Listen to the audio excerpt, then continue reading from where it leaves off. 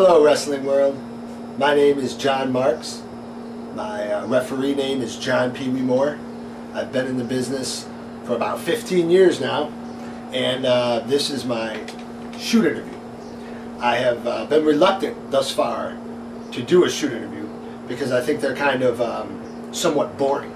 You just basically have an old wrestler that's broke sitting in front of a camera like I'm doing right now and talking about telling stories that he's been telling in the dressing room for like the last 10 to 12 years.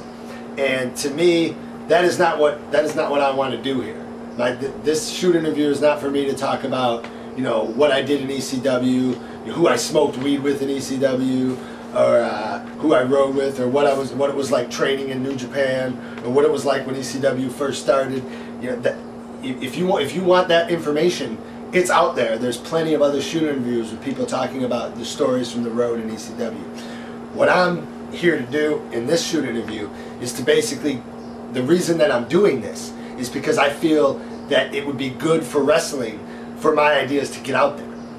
And it's more like in general terms of what this business means to the world, what it has meant to the world, what it means right now, and what it's going to mean in the future. And I think I see this business as for what it is, for what it's been and what it is to become.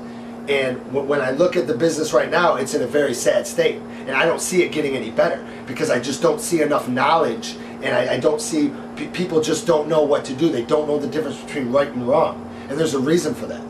There's a reason that the wrestling fans, there's a reason that wrestling fans buy shoot interviews. And it's not because of the stories in the locker room. It's because they want something that's real. They're sick of this fake propaganda. They're sick of people not their real true personality, reading from a script, playing a character. They like these people and they want to see what they're really like, so they buy the shoot interview. Even though it's boring, the reason that they're buying it is because they want something real. The fans, there is a hunger out there with the fans, and they're sick of being lied to. They're sick of everything being so fake. So the reason I'm doing this shoot interview is because I want to change that. I want to bring realism back to wrestling. And the way to do that is to open people's minds as to what this business could become. So that is the point, and that is the main reason that I've decided to do this shoot interview. So let's begin. Pee Wee, how did you get your break into the business? I broke into the business in 1991. I went to a wrestling show for Coach Kurt, a local independent guy in Detroit, and I wanted to get trained. And the best wrestler on that show was Al Snow. So I went down to Lima, Ohio, and I trained with Al Snow, and that's how I initially broke in, refereeing local shows down in the middle of Ohio with Al Snow. Then I met Sabu and Rob Van Dam. And when I met those guys, Sabu was just so awesome. He was by far and away the best wrestler in Michigan, and he was doing things that were way before his time. And just to be able to be green, be 17 years old or 18 years old, and see Sabu, and I looked up to him. And eventually I was able to get a spot with Sabu, and he was, he brought me into ECW. And actually, the truth of the matter, I went to ECW for the first time with Davey Dalton and PJ Walker. And we just went to the show. And this was in August, like 2 months before Sabu went there. And then the next independent show in Detroit that I saw Sabu on, I mentioned to him, I said, you need to go to wrestle for this ECW. It's the most hardcore crowd, because the local Michigan crowds really didn't understand what he was doing. He was just out there balling it, just doing everything and killing it. And the crowd was just like, wow, they didn't really understand. They were so into that Memphis doctrine that they were like, what is this? And the ECW crowd wanted it. They wanted somebody like Sabu. There was such a hunger at that arena, and I could feel it, that when I went to that show in Chatham, and I said, Sabu, you need to go to ECW. It'll blow up. I mean, really, this crowd will just love you because they're so bloodthirsty, and you give them exactly what they want. And he was like, I'm not going to go to ECW. It's a waste of time. But then eventually he did get in there after with Paul E. And then when he got there, he got over huge. And then after he got over huge, he then, because I was the one that told him, he was nice to me, he then hooked me up with a job there. And that's how I that's how I got my major break as to ECW, which got me into Japan, which got me back into ECW, which got me here sitting in front of this camera on your TV. Some say you're on a crusade to save professional wrestling. You were talking about in your opener that where the business came from, where it is now, why it's failing, and what needs to be changed. Elaborate on that for us. Okay, well, if you want to know where wrestling came from, we can go there right now. A lot of people think that wrestling began with the Greek and the Roman era. The Greek and the Roman era is not where wrestling began. Wrestling began in ancient Nubia, which is ancient Egypt. And you can look at it, you can Google it. Nubian wrestling. And it's, they wrestled they rode on caves, and it's the same moves that we are doing today in wrestling. The Egyptians were doing 4,000 or 5,000 years ago. And this business of wrestling has been on this earth longer than any other sport. It truly has. It means a lot more than just this faggot Vince McMahon out there carnival barking, putting on a stupid gay show for 2 hours a week. That's just nothing but racism and hate fueled. It's not good. This business is not based on that. That's not what this business is not based on the carnivals. That's just the last 80 years. Look at the last 2,000 years. Look at when, during the Roman and the Greek eras, where wrestling was the #1 sport and everybody wanted to see it. That is what you need to look at when you look to the future. You have to look at what our glory days and of our history, of what we have become. And then you look at what it is now, and it's a complete, total joke. And you have to say, okay, well, let's stop being a joke, and let's go back to being somewhat legitimate, like we were through all of these ages in our history. That's where wrestling's been. Where wrestling is right now is, we're in a state to where wrestling is being phased out. They just want catchphrases, cool poses, and being able to do a good promo. They actually don't want people focusing on wrestling. You look at somebody like, you look at some of these wrestlers that just go out there and all they care about is wrestling, and they're not the ones being pushed. They're not the ones being hired. They're not the ones being promoted. You look at the wrestlers that pretty much play a fake character that does not represent their personality at all. And these are the people that are getting promoted, that are getting pushed. And you say, well, wait a minute, why is this happening? The fans don't buy it. The fans don't like the propaganda. They like what's real. They like real technique. So why is this being pushed? And then you say, well, there is an agenda. And Vince McMahon is the reason for that agenda. His agenda, he has his vision of the business. And it is up, and this is what the fight is, and this is why I'm doing this interview, is because the fight, in this business of wrestling, the fight is, do we want Vince McMahon's vision of wrestling to be for the next 100 years? If it'll even last 100 years. It's still be dead in 20 years. This guy's a moron, and his show sucks, and you all know that. His show is garbage. They don't wrestle. They don't do what...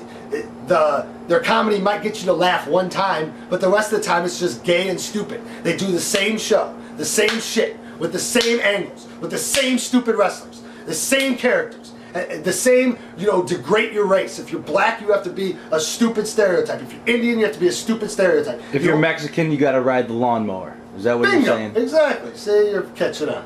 You're catching on. So that is the point. And I'm saying, no. We can go back to the Nubian wrestling. We can make this peaceful. We can bring all cultures together and allow them to wrestle and allow them to compete with each other. We can do that. We can bring justice and we can bring goodness back to this business. Just because Vince has flushed it out doesn't mean it can't come back. We still have what's true. We still have the foundation of what this business is, and Vince ain't doing it. So if we do it right, we'll make it, and we'll take some of his land, like an Israeli expansion. So you tell us why the business is failing. How are we gonna change the business? How does the business need to be changed? Well, where does the focus need to come from? Okay, business needs to be changed on the grassroots, on an independent level. Independent promoters need to understand that you are not a wrestler. You are a promoter, or you are a wrestler. And if you are a wrestler, the promoter will book you for his shows. You cannot say, well, I'm a wrestler, I also promote the show, and oh, by the way, I'm the champ, and I got the girl walking me out to the ring. No, that's not how it works. These promoters is the start. Because these promoters need to understand that they are the grassroots. If independent wrestling just cared about wrestling, and just put on good, solid wrestling shows, and allowed their wrestlers to get better, allowed them to do nothing but wrestle, not try to copy what you see on Raw, not try to do some stupid gimmick that you liked in ECW 15 years ago. That's not what I'm talking about. I'm talking about just let the guys get in the ring, wrestle with each other, and get better. If all independents did that, the wrestling would get better. And then eventually, we would be better than WWE. Right now, WWE is not that good. I mean, it's good. It would take probably a year, year and a half. I mean, it depends what type of teachers you have to really get a crew of local to all work together. Everybody's got to work together in this, and you have to push the best wrestlers. And if you do that, if the best wrestlers win the matches, and the matches are good and they focus on the wrestling, the best wrestling will be on an independent level, and it will resonate. People will read on the internet that you can see the best wrestling in the world if you go to your independent show down the road from your house, and that's what people will do instead of tuning into Raw. They will actually go to independent wrestling shows, but they have to be good, and right now they're garbage. So the way we change it is right there on the grassroots by doing what is true to the business, putting the best wrestlers you can. I don't care about politics. I don't care who you like or who you don't like. I don't care who fucked what rat. I don't give a fuck about none of that, okay? You put the best wrestler over, regardless of the situation, and then the fans will see that as true. They'll say, okay, the best wrestler's winning this match. At least there's a reason for me to buy a ticket because I don't know who's the better wrestler between A and B. So I want to know. So the better wrestler's going to win. It's not a situation where, oh, he's going to get screwed and then you can give me another $10 and next month you'll find out who's going to win. That shit's so tired. It's old and it's over. It's through. It's done. What is new is winning and losing and competitiveness. And the storyline is who wins and who loses. That's all you need. And when independent wrestling does this, then Vince is either going to have to change or he's going to have to lose some of his fans to the local shows. And that will rise up the territories again. And that's not what he wants. So then, basically, if the independents start to rise up, Vince will change to a competitive format. And that's how we change the wrestling. That's how we change wrestling. So you're saying that WWE isn't the best wrestling, but if you ask anybody in the world, they're going to say, you know, like they associate wrestling with WWE. Not so much anymore. You're right if you talk about casual fans.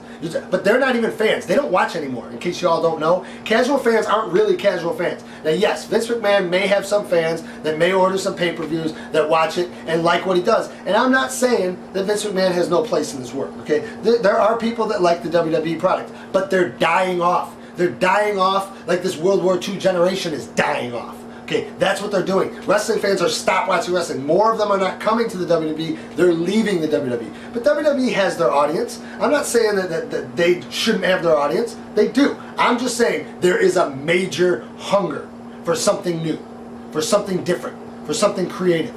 A true new style of wrestling. There is that hunger. I feel it. I know it. I know it. I talk to people all the time. And when people say, oh, I saw Ruckus wrestle on YouTube, I saw Ricochet wrestle on YouTube, I saw Teddy Hart wrestle on YouTube, oh my God, I can't believe what these guys are doing, I think, yes, these people want it so bad that they go out looking for it. Right now, it's not readily available. But 5 years from now, you'll be able to see that on TV, and if Vince does not adjust, he will lose it. And then people will no longer know about Vince McMahon. That will be the past, and the future will be what it is. So Vince McMahon, he admits to his product being sports entertainment. What you're saying is wrestling needs to go into a more competitive angle. Yep. But we all know it's sports entertainment. No, it doesn't have to be. See, you look, is skateboarding, is figure skating sports entertainment?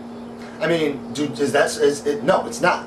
Is boxing sports entertainment? No, it's not. You can have two guys in the ring and wrestle. There is a way, and this is the way. Here it is, right here. You see, you have the guys wrestle. You have veterans, true veterans who understand the business and understand what this business is and what it takes to get over and what the fundamental reason that people buy a ticket to go to a wrestling show is. And the fundamental reason people buy tickets to go to a wrestling show is they want to see competition. So if you have old wrestlers who understand this, they can be the judges. And judges is like a democracy. You vote. It's not a situation where one person decides who wins and loses every match based on who pisses him off or who cut in line for lunch or whatever. No, that's not how you should decide who wins and loses wrestling matches. The way you should decide is who is the better wrestler.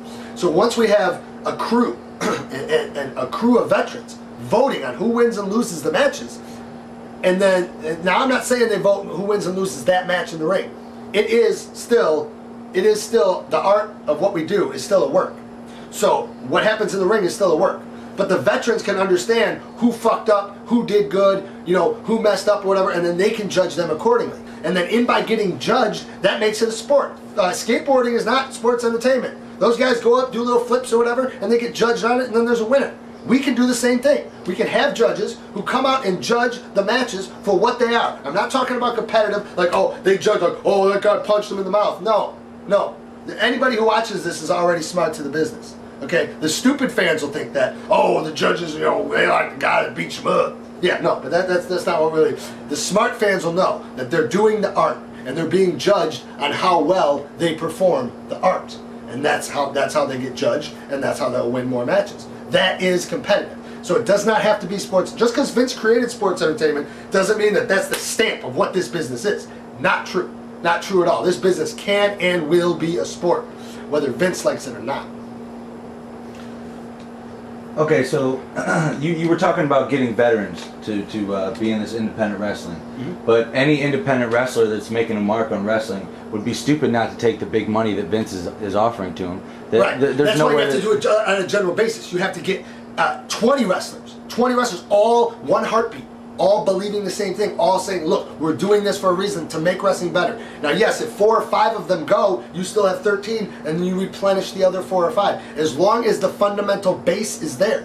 Think of it like a college, like Duke. Yeah, Duke loses an Elton Brand, but they get somebody right back. That's the way you have to look at it. And if you have the system in place, and it's a competitive system, you can lose whoever you lose. Take the money, it's okay. Take the devil's money, it doesn't matter. Understand that you can get 5 new guys that come up and you can build. It's about what you're willing to build for the future. It ain't about, I need to hold on to this guy or that guy. No. If Vince offers some money, take the money, just build it. The system. It's like Field of Dreams. If you build it, they will come. And I believe that. With my heart and with my soul, I believe that. That if I build a competitive wrestling, the people will come and the people will support it. So if there is this competitive wrestling movement, and wrestlers seem to be taking when they're ripe and ready and offered this big money, they seem to go up to WWE. Now, don't you think that anything that would start up some new competition, competitive wrestling, wouldn't that be viewed as like a minor league to the WWE if they're just picking and choosing the talent that they want to take with them? Absolutely. Early on, yes, but eventually, I think that as you gain popularity, you can then start to maybe keep some of your guys, because if the system will work. It's not necessarily the guys who win and whatnot. The system will work, and when the system works, then people will support it. And as people support it, now if you can get on ESPN with this, Vince can't touch you, because you'll draw better ratings. If wrestling as a sport tomorrow started on ESPN, it would draw better ratings than WWE within a month. Tomorrow. So now you could probably. Fox Sports Net, they have a lot of preemption because they got a lot of local. If you look at Fox Sports Net, there's local teams playing games, so you can't really get a good time slot. But if you could get an ESPN or ESPN2 time slot with competitive wrestling, you could really start to make a mark. Until then, yes, you're just a minor league feeder to Vince, because Vince is going to throw money at these guys, and that's all good. There's nothing wrong with that. You can replenish. There is talent there. There's talent anyway. Look at Pac from England. Look at Jack Evans. Look at Ricochet. Look at these guys and look at what they're doing and say, wait a minute, who trained these guys? Nobody did. They just got that good. So the talent grows up from the ground. Got to understand that. So what is your major problem with Vince McMahon? I mean, he seems to be a good chairman. He's done good for the business. He's only made money for the business of wrestling. What is your problem? Okay, hold on. Hold on.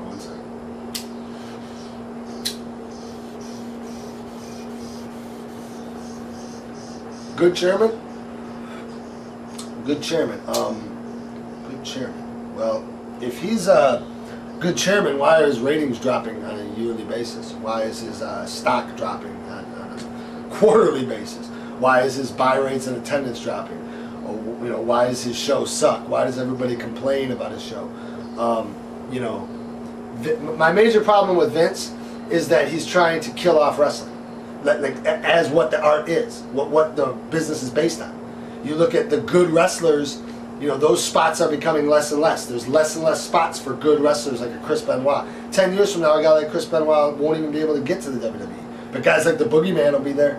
And that is the major problem is you've got this guy who is trying to control what the perspective is, what people think about wrestling. And he wants to control everything, every aspect of this business. And I just think that's greedy. He's very greedy. He's very manipulative. He's evil. He truly is, he is the number one problem in wrestling right now. And the only way we're going to save this business is to take power away from him. We have to take power away from him. As long as he is the almighty and the all-powerful, this business ain't going nowhere fast. He's like George Bush running the country. It's going downhill fast. And there ain't no term limit on Vince McMahon. We have to take it from him. We have to say, look, we can build this without you.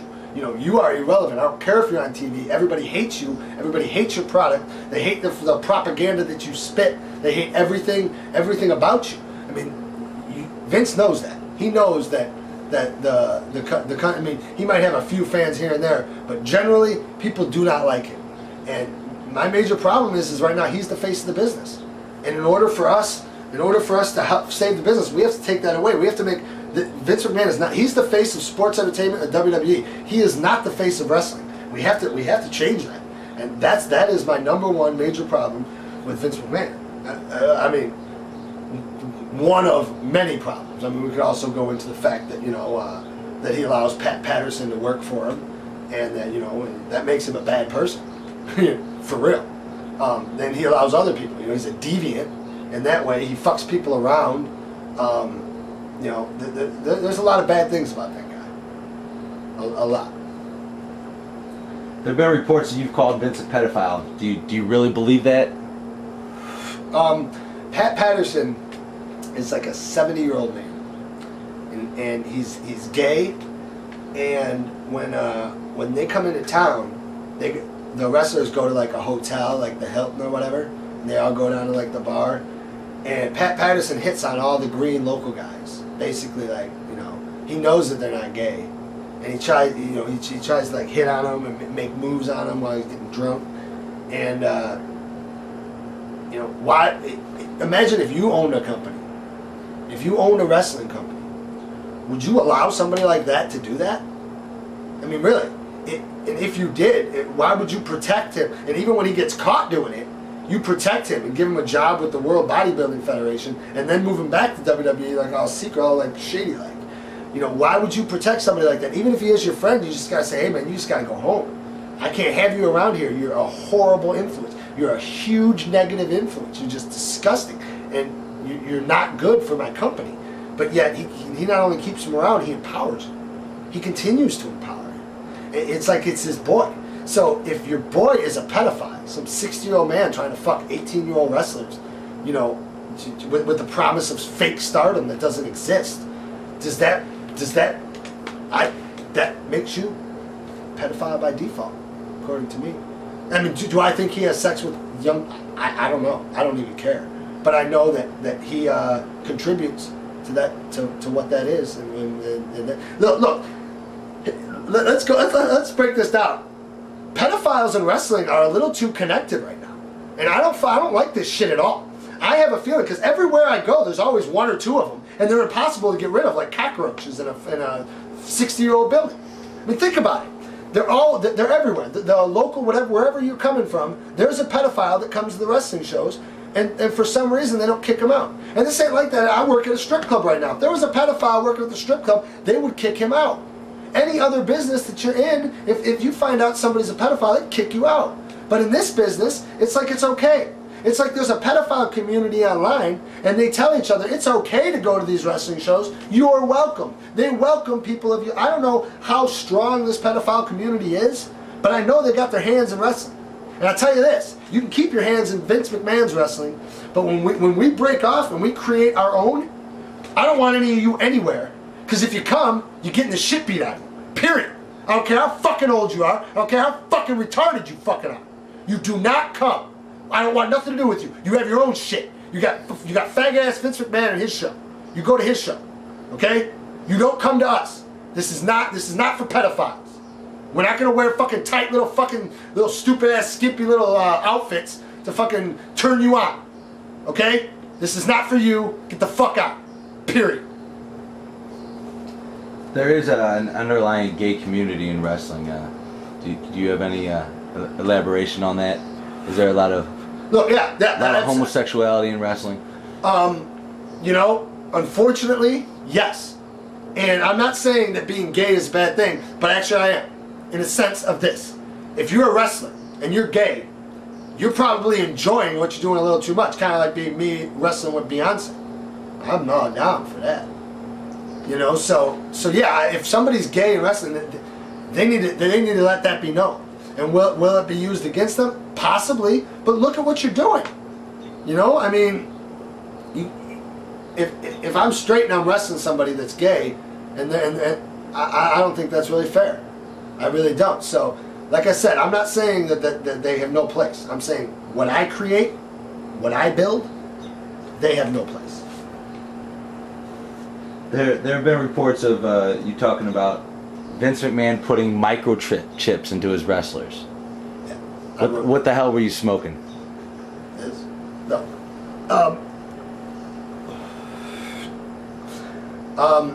That was a joke, actually. And do I think Vince is going to put microchips in wrestlers? I think that Vince's heroes, Mr. Sean Hannity and Mr. Pat Robertson, would certainly like to bring in a microchip. But I believe that these fake Christians do want to put microchips in people eventually, maybe 15, 20 years from now. And I do believe if Vince gets his way, he'd be one of the first to usher it in. But what I said about that, I was basically banging on the wellness program. See, the wellness program's a joke. Because in the wellness program, you've got, it's like you can't take steroids, Chris Masters, or we're going to job you out. But Lashley gets busted for steroids and he gets pushed to the moon. And Cena's allowed to take steroids, so only certain wrestlers are allowed to be on the gas, and then certain other ones are not. So all Vince is doing with the wellness program is trying to control the push, trying to control who gets a push, because when people see these big, huge bodies, they go, wow, he's big and huge, and then everybody else can't get that big and huge because you need steroids to get that big.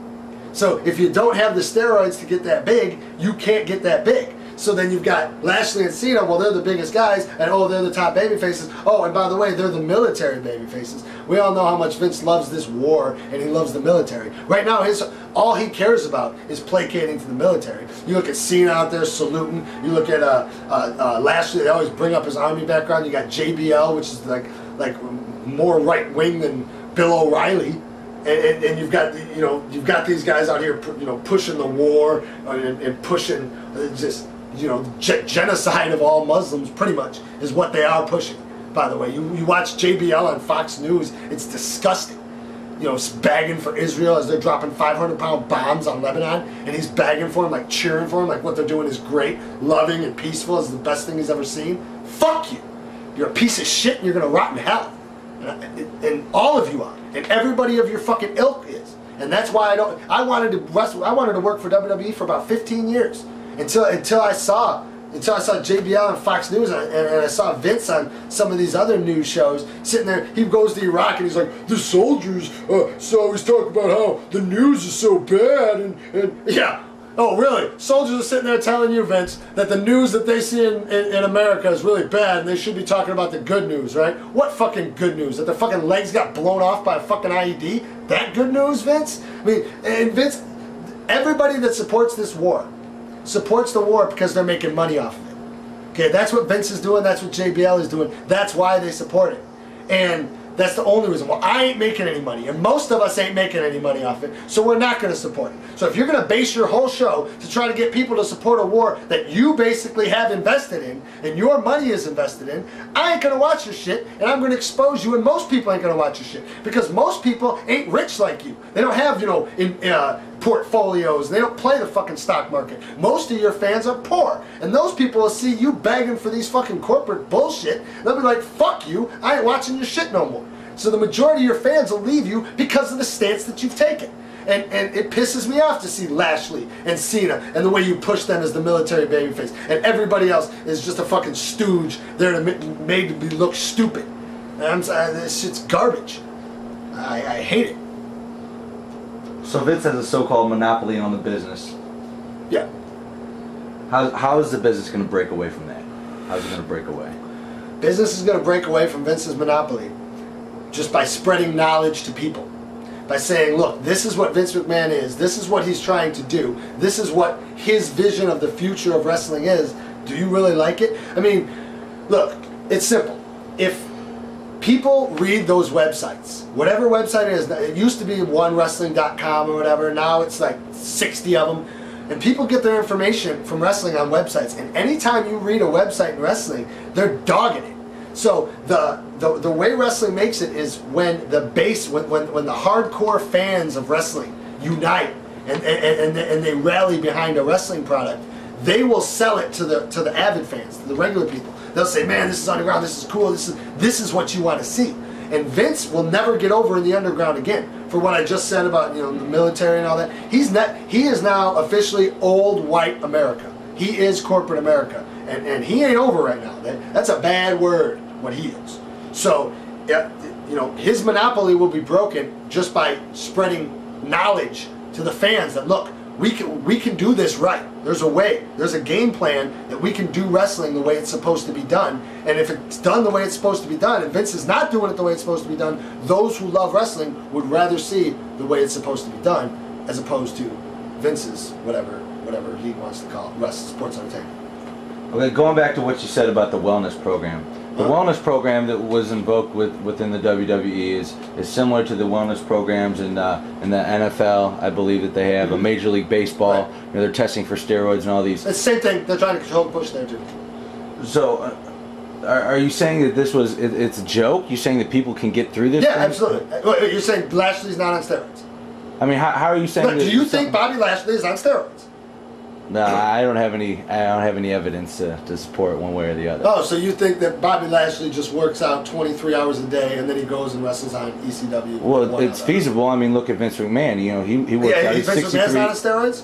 No, he's a 63-year-old. He works out all the time. You can get that by hard work. Is that hard work? Yeah. Okay. I mean, yeah. If you believe that Lashley is not on steroids, that's fine. But the other 99.9% of wrestling fans believe that he is. So, it is what it is. And absolutely the way it is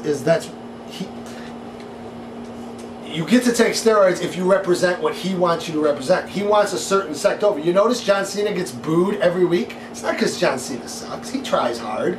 He's actually good, I think. I think as a wrestler he's improving and he's on his way. But the thing is, the fans know that he's the guy that's made to win, that they're making him out to be this big, huge hero, and they don't like it, so they boo it. They're booing everything that you stand for, Vince. They're not booing John Cena. They're not booing Lashley. They're booing what you stand for because they don't like you. Because deep down, they don't believe what you believe. You have already been corrupted.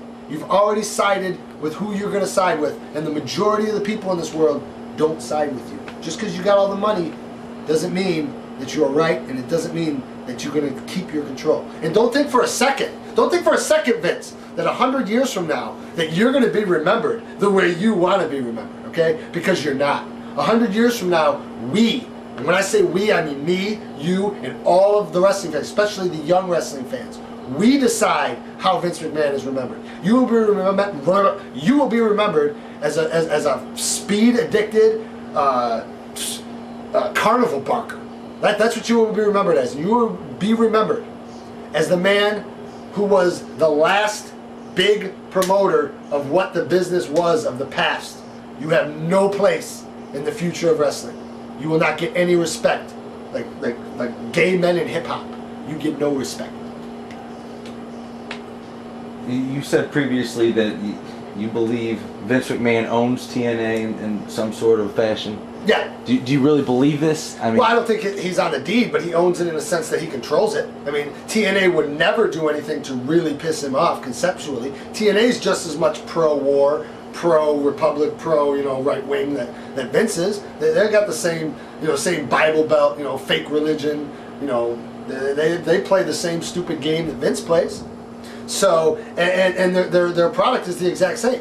They have a 6-sided ring, Vince has a 4-sided ring. But they both run their company the exact same. There's nothing that TNA does that WWE wouldn't do. And if TNA does try something like somewhat unique, it's just as a trial for WWE to use in the future. Look at all the wrestlers. I mean, you think Samoa Joe's not going to be in WWE soon? Come on, please. I mean, they trade wrestlers back and forth. Vince needs TNA because if there wasn't TNA, everybody would say there has to be competition. WWE sucks. We need competition. So with TNA there, Vince just makes sure TNA is there, make sure, all it's got to do is exist. They don't have to make any money. I'm sure Vince in some way funnels money into there because they lose so much money. that he's like, okay, look, I'll funnel a little bit into here to keep them alive, so then when people want to bitch at me because my show sucks and they say there's no competition, go ahead and watch this shit. And yeah, maybe 2% of the stupid retarded wrestling fans will think, oh wow, it's not WWE, I actually like it. But it is WWE. Look at it, it's the exact same shit. They do the same thing. They build up to pay-per-views, they build up the same way, they start their show and end their show the same way, they do the middle the same way, they do their promos the same way, they do catering the same way, they do everything the exact same way. They copy Vince mocking him. The ECW didn't do that. ECW did everything Paul's way. Paul had his own vision. Jeff Jarrett has no vision. Jeff Jarrett just copies the shit he sees on ECW or on WWE, and then he just goes out and tries to act like he's a big player in the business. Yeah, right. And when TNA falls, Jeff Jarrett will have a job in WWE like that. But they're competition. How are you saying TNA is folding? I mean, they're doing house shows in different arenas, different cities. No, they're not folding. Vince is giving them money. If they didn't have a bankroll, whether it's Vince or some fucking stupid old rat Dixie Carter or whatever, who cares? Who cares who's funding it? The bottom line is somebody's paying for it. Just like, a guy in a strip club paying the girl. Yeah, you might be getting the lap dances, but you're paying for it. Yeah, you might have TNA out there, but you're paying for it. The fans ain't paying for it, they let them in for free. So every single TNA show has more comps than paid. You're saying TNA isn't making any money? They're not making shit. But they do. They've been doing pay-per-views. Pay-per-views that nobody buys. Okay, because if they didn't do pay-per-views, they wouldn't be competition, and then people would say Vince needs competition, and then Ring of Honor would get a spot. And Vince really don't want that. He likes Ring of Honor down in the weeds. He don't want something like Ring of Honor, which has more with wrestling to get that spot, because if Ring of Honor got that spot, would they have more fundamental wrestling, then Vince would have to change his product. TNA has less wrestling than WWE. So Vince doesn't have to move towards more wrestling by TNA being there. He don't have to do nothing. TNA is in no way a threat to him. None. Zero. They are his lapdog. They are on his leash. They do whatever he wants. They make sure not to piss him off. Period. So you think I piss him off. They don't. You think this is why TNA was taking a lot of talent from Ring of Honor and signing them up to contracts to keep them away and keep the competitive wrestling angle out of it? Well, I think that they signed those guys because they were stuck. Anybody that gets over on the internet, they want to sign because they think that that's going to draw rating. That's how they gauge who's going to be over and not over. So that's what they base it on. So Samoa Joe, CM Punks, these guys, they get over on the internet and then they get signed. TNA, the thing with TNA and Ring of Honor is, I think Samoa Joe is being groomed for a run in WWE right now. I'm almost positive. Because they see him, after Umaga starts to settle down, I think they'll bring in Samoa Joe on SmackDown, maybe ECW. I'm almost certain of that. And right now he's just in TNA just to pretty much groom him up. And that's that. And what I'm saying is if TNA was legitimately competition events, TNA would be pushing Samoa Joe to the moon because he was their most over guy a year ago. But they didn't do that. They pushed Jarrett and Sting instead, which shows that they have absolutely no clue. No clue whatsoever. And Vince is like, okay, you can just stay there and continue to work and get better. And then when I get Samoa Joe, I'll push him to the moon. And that's the way Vince is thinking. So elaborate more on how Ring of Honor is really no competition and how it's being held down by WWE. Okay, Ring of Honor was I actually went to a Ring of Honor show and I thought, wow, this is the future right here. This is it.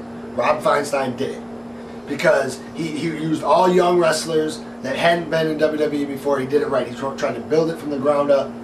And when he did that, I went to a show in Dayton and I said, wow, you got it. This crowd's rabid. They know you. You're not on TV. You're doing it all underground. You got it. And I said, all you need is that one star. That one star to put you over the top, just like Sabu was to ECW in the beginning. And I said, I got your guy, Teddy Hart. Because Teddy Hart was a good friend of mine. And I met him in Calgary right when ECW. I went to work for Stampede and I got to meet Teddy Hart. And I really liked him. A great guy. And I said, that's who you need. So I talked to Feinstein. Feinstein booked him. And I said, wow, Ring of Honor is really going to hit big, probably get a TV deal. And then the wrestlers got jealous because they kicked, Teddy got over so huge, and they kicked him out of the dressing room and treated him like shit, and that ruined their company. The company will never make it. It's cursed. And it will be cursed forever. I mean, Ring of Honor is where it is right now, and it's staying there. It's not going anywhere. Because, A, their company was founded by a pedophile, and it probably still has some pedophile roots in it too. I ain't saying it does. I don't know. I'm saying it probably does, considering it was founded by a pedophile. And number two, they kicked out their star. It would have been like Sabu getting over in ECW and then kicking him out of the dressing room. ECW, there would be no ECW. Just like 10 years from now, there will be no Ring of Honor. Teddy Hart is seen as an oddball, seen as somebody that causes a lot of controversy, that is somewhat of a shit disturber. I've heard reports of his ego being the thing that caused him to get his ass kicked and thrown out. Get his ass kicked? No, did he not get his ass kicked? Thrown out of the Ring of Honor locker room? If he got his ass kicked, it was probably by like 13 people. And I tell you what, one-on-one, Teddy Hart beat the fuck out of any one of those guys. He already beat the fuck out of CM Punk. I know he could beat the fuck out of Samoa Joe. What do you mean he beat the fuck out of CM Punk? TNA. He beat the shit out of CM Punk. The reason I know that is because I asked two people who I trust, who were there. I was not there, and they both told me that Teddy Hart whooped his ass. I mean, Teddy Hart's a beast. He is not fake. He is the man that he says that he is. And as for egos or whatever, Ultimate Warrior didn't have an ego? I mean, this has been going on forever. I'm sure Gorgeous George had an ego. Brody had an ego. These guys, that's what they do. It's part of our business. You have to put up with it. Why is it such a big deal with Teddy but not with other people? And that's what I don't understand. It's like Vince is trying to get everybody to be subservient to where we don't want you to have an ego. We don't want you to think about it. We just want you to play your position and get the fuck out when your match is over. That's what they want. So a guy like Teddy Hart, that's why they're continually bagging on him, because they're like, this is not what we want the future of wrestling to look like. Teddy Hart is a throwback to what wrestling was. Who cares if you have an ego? Everybody can have an ego. You're in the dressing room. I mean, it's like saying a stripper has an ego. So what? When she gets on stage, she makes so much. So what? It's the same thing with wrestling. Who cares what you do in the dressing room? It's about what you do in the ring. When the fans see you, they ain't paying to watch what you fucking do in the dressing room. It's like, oh, you guys are a bunch of fucking girls. Oh my God, he said this about him, and he did this. Fuck you. Seriously. Who gives a fuck? Mind your fucking business. Sit the fuck down, and who cares what he says? You don't like what he said? Fucking ignore him. Don't fucking sit there and be like, fucking gay ass fucking bullshit. If the fans don't like him, they'll boo him. And last I checked, Teddy draws more than people that are on TV on a regular basis. So the fans do like him, okay? It's fucking bullshit. I hate these fucking faggots that come out and fucking cry about Teddy Hart because of his ego or because he said something. Or, man, fuck you. So why do you defend Teddy Hart? Because he's a true good friend of mine. I met him when he was 18 years old. And I watched his tapes. And I watched him in Stampede. And I said, oh my God, this kid's the future of wrestling. Because he's doing shit and he's 18 years old. And he knows how to wrestle. He knows the fundamentals. He's truly been trained in the art. And I'm like, this kid's a throwback. And I put him over from that day forward. And then everybody seems to dislike him. And I know that kid. I know deep in his heart he's a good guy. And then I see these other people and I'm like, it makes me think they're not good guys. Because I don't know them. And I just see jealousy. People don't like Teddy Hart because they're jealous of him. If he sucked and he had the same ego, if he sucked, if he was not a good wrestler and he had the same ego, everybody would like him. They'd say, oh my God, he's hilarious. I love the guy. He's such a fucking kook. That's what they would do. But no, since he's so fucking good, you people are jealous. And you don't understand that if Teddy Hart gets over, you will make more money. You will have more success. He is the next star of wrestling, whether you like it or not. That's the truth. So do you think people like Teddy Hart and people that have been outspoken and more viewed as an egotistical wrestler, do you think they're shunned because they can change the business and the people that have the stronghold on the business are scared? Look at you. Scared. Exactly. That's exactly why. Because they don't want people coming out and being, self-glorified. They don't want people going out and talking to the fans without reading a script and giving them what they want. Because if they do that and they let true personality out, then they have to have an honest debate on the issues. If they control everything, they can say, okay, well, they control what everybody says, what they say, what issues they go into. There can never be a Muhammad Ali in wrestling right now, somebody who stands up for the poor or whatnot. You couldn't do that because Vince won't allow it to happen. He has John Cena representing the military. That's who's over. And if Teddy Hart went to WWE, he would not read from their script and he would be different. You would see him and say, wow, that guy's not like all the other wrestlers. He would get over more than John Cena. So the only way Teddy Hart's going to WWE is if he's a military babyface. And if that's the only way. So you're saying that wrestling is more of it's more of a venue for agendas rather than focusing on the sport. The sport. Absolutely, that's absolutely correct. It's basically Vince trying to control perspective right now. He's trying to. Vince has political aspirations, major political aspirations. He wants a hard, rabid fan base that he can sway politically. That he can say, "You people are my fans. Vote Republican because John Cena wants you to vote Republican. That vote for the war, become pro-war because John Cena and Bobby Lashley are telling you." That's what he wants. He wants to control perspective and gain political influence with his company. That is his goal. And I think Vince wants to do a Pat Tillman angle, and I just feel it. I can just sense it. That he wants to have a wrestler. Maybe win the belt at WrestleMania. Maybe John Cena, maybe Lashley, somebody like that. Maybe the next military babyface. And he wants them to say, well, I'm giving up the belt, giving up all of this stardom to go fight for my country.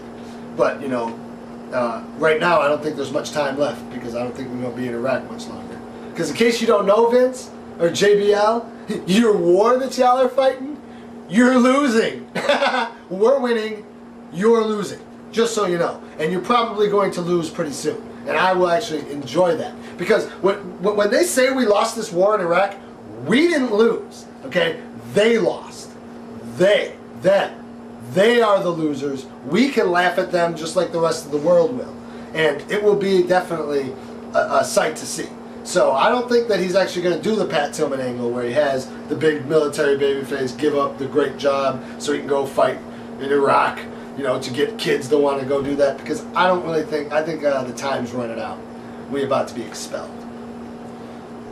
So Vince is connected with this war, you're saying? Yeah, absolutely. He has been. If you look at JBL on Fox News and and what he talks about, if you look at when Vince McMahon does his Kudlow and Kramer or Neil Cavuto interview, and you talk, he definitely has a very strong pro-war position.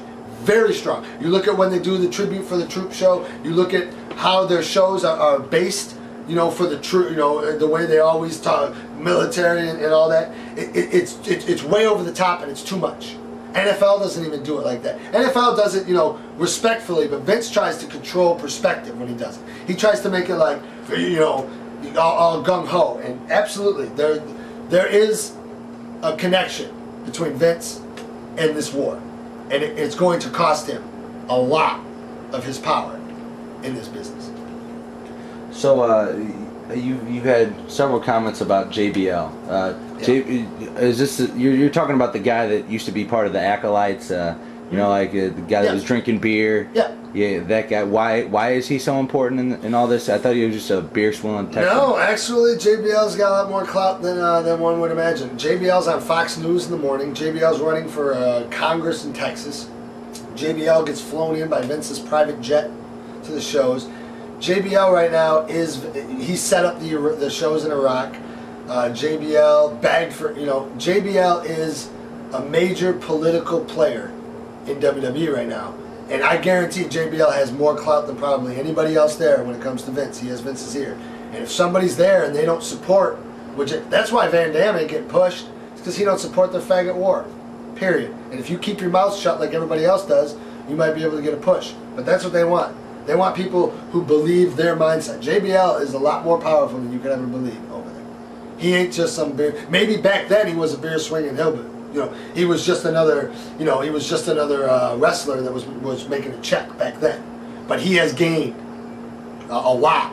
He has. Him and Vince now share the same political goals, and definitely I can tell you right now. And even the way he commentates on SmackDown, JBL has an agenda. And him and Vince are in the same boat. I would say he's probably the closest to Vince right now. So JBL has political sway? That's what they're trying to get. They're trying to build an audience so they can become a political force. So they can say in the 2008 election, all wrestling fans are voting for Giuliani. Or all wrestling fans are voting for McCain. All wrestling fans are voting for war with Iran. That's what they want. and they want to be able to control perspective to say, okay, we have this base of people, and we can decide we are brainwashing them with our show. We decide where they go politically. So whoever does us the most favors gets our votes. All of the people that we, can sway. That's what they're trying to do. Yes. All right, so you're talking about this military babyface, as you called it, and how again is this used to recruit for the armed forces, and how is this all tied in with the military and WWE? Vince wants and JBL, they want what like I said, A, political influence, and B, they want now, right now nobody is signing up to go over to Iraq. Okay, people aren't signing up, so they want recruitment to be up. So the way that they do it is by having John Cena pro-military, Lashley pro-military, always winning, always looking strong. And think about this. Why would the WWE put a guy on top and push him to the moon when the fans are booing him? Blatantly booing him. Normally, Vince is a businessman. Okay, if they're booing your guy, Vince is going to turn him heel, like he did with Steve Austin, and get him over. But he can't turn John Cena heel because he's the military babyface. He has to build a show around him because that is his whole MO, his whole marching orders, and everything that he does is all based on it's all based on his political views. Vince is now a politician more than he is a promoter. WWE is just a tool for him to gain political clout. And you look at it, the military babyface always wins. He always has the bitch with big boobs drooling over him. He's always the coolest. Everybody else is out there degrading their race. Vince has every single race in the world on his show. He's got the Eugene or for the mentally handicapped. He's got every single sect of people represented, and they're all made to make their sect of people look bad. And then you've got the big John Cena, Lashley, military babyface. They're made to look good. And the people are booing these guys. No, we don't like it. We don't like it. And Vince, who normally, I'm not saying Vince has been part of the military for 20 years. This just recently happened. Okay, this started happening right after 9/11. And then it started happening when he's doing these shows to the troops. He has just started this, really pushing it forward that much. Maybe he was with the military before, cut some sort of deals or whatnot, but he didn't base his show around recruitment for the military like he does now. Now the basis of his show is to make the military babyface look good. Why do you think he invested in that stupid movie, The Marine? Because he wants people to go, man, I want to be a Marine. Yeah, you have to be a Marine because we're running out of soldiers and Vince's investments on the line. There are investments in this. That's what it's all about. That is funny. You were mentioning Cena hasn't lost in a while, has he? I mean, no. They don't. Well, no, he did lose that match last year against Van Dam at that ECW pay-per-view, right? Right. But Edge forced. There's a reason. I'm not saying they're never going to beat him. They're going to make him like Hogan. It's just when they do beat him, they totally screw him over. Because you can't beat a Marine. You can't beat the U.S. Just like the fucking stupid Fox News goes out there and acts like you can't beat the U.S. Army. I think they're doing it. Yeah, I think they are beating your Army, Fox News. Actually, yeah, they are. And Vince has the same aspect. You can't beat John Cena and Bobby Lashley. They're the military babyfaces. If they lose, it's because the evil dastardly one screwed him over, and he'll get his revenge. It's garbage. That's what that is the whole basis of the man's company. And y'all need to understand this. I understand it. If you don't believe it, if you listen to what I say, you don't believe it, fine. If you don't think that Vince is really doing this for the military, fine. Keep watching the show. You believe it 2 years. So most would believe, though, that you're in the minority thinking these conspiracy theories. These conspiracy theories are whack. Where are you getting these ideas from? Like this. It's a good company. Look what they do. Look what they do for the good of community. Look, WWE. It's a good. What, by pushing blatant racism, by being racist for so long, by basically rejecting the black community when every other sport. Look at the NBA. Look at the NFL. Right now, Vince is now finally deciding, I need some of these good black athletes that everybody knows, Dwayne Wade. You figuring this out now? Where have you been? Where have you been the last 20 years? Since this has been taken over. Since kids out of the hood have been coming into the NBA and becoming stars. Now Vince is like, kids from the hood should think about WWE. Screw you. You're too late. You just don't get it. You get nothing. I mean, What are you going to say to people that call your theories a joke? That call them just made listen up. to them. All I say, hey, look, good. If you say what I say is a joke, if you say that I'm crazy or whatever, fine, cool. Just if you listen to what I say and you say I have no problem with that. But like I said, a year from now, 2 years from now, when I turn out to be right on just about everything, then maybe you won't think I'm such a nutcase. I could really care less. I believe in what I believe, okay? And there ain't nothing you can do to change the way I believe. Just like, really, there's nothing I can do to change the way you believe. So if you don't believe me, that's fine. I totally understand that everybody's not the same. You cannot expect everybody to do what you want them to do. We're not sheep, even though Vince tries to treat you like sheep. But like I say, if you think that I'm whack or whatever, fine. I have no problem with that. I'm going to continue to do what I do, and I hope you continue to do what you do. But understand that you will see, just like what I said 3 years ago has happened, just like what I said 10 years ago in this business has happened. I said 10 years ago that everything that has been happening is going to happen. And just like I say now, Vince is going to continue this pro-war push. And then when the war is finally lost, Vince will then try to distance himself from the position that he took. And that's why it's important for people to stand up and go, no, motherfucker, you took that position. You are on their side. You're not on our side. Vince is going to try to jump over to our side, and I ain't letting him do it. And that's part of the reason why I'm doing this shoot interview, and that is the reason that I'm doing what I'm doing. I could care less if 5% of the fans of wrestling are the only people that believe what I say. I could care less if it's 1%. At least it's 1%, and it'll grow to 2. Then it'll grow to 5. Then it'll grow to 10. That's what I'm thinking. I don't care about the people who hate me. I care about the people who like me. I'm not doing this out of spite for those who don't like what I'm saying. I'm doing this for the sect of people who do believe in what I'm saying. You're saying that Vince is strongly associated with the right wing of this country. Obviously. And most people view that in 2008, the right wing is going down in America. Is this what is WWE? Is that going to be a part of going? That's also? what I'm saying. Yes, WWE is going to try to distance themselves from the right wing that they've been so clamored to, because they're going to know that it's dying. So they're going to say, well, we still need our company because nobody's going to support us the way that we're going. If they know that we supported these people who they hate. So they're going to try to distance themselves. That's why it is our job to make sure that the majority of the public knows that Vince took the wrong side. Now he's jumping sides. Now he's flip-flopping. We can't allow that. We have to say, no, motherfucker, you took a stance. Now keep your stance. You stand with the corporate fucking lords that fucking ruin this world. Stay with them, motherfucker. Don't come over to our side and act like you're one of us, because you're not. So you're saying that now is the time for something to change? Yeah, I think now is the time that independent wrestling promoters should think about working together, think about promoting the best athletic wrestlers and not themselves. It's only going to happen when independent promoters start to show some respect and respect the business that they're raping on a daily fucking basis.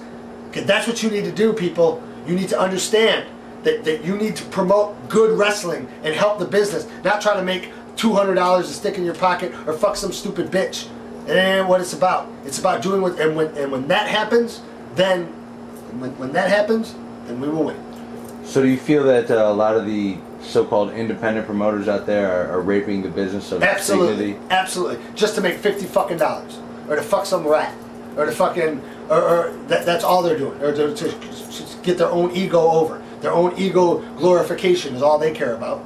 They don't care about anything else. These independent promoters right now are in some way a product of Vince McMahon because he's kind of bred them, but they are the people who we need to go after. We need to get them out. If they refuse to listen to the truth, get them the fuck out. Get people in there who will. And that's where it's going to change, on the ground. Grassroots. Otherwise, it ain't going to change. All right, Pee Wee, I'm sick of arguing with you. Most people don't even care about your conspiracy theories. They want to know what it was like to ref in ECW. Oh, really? Yeah. Well, reffing in ECW was fun. I did it for about a decade.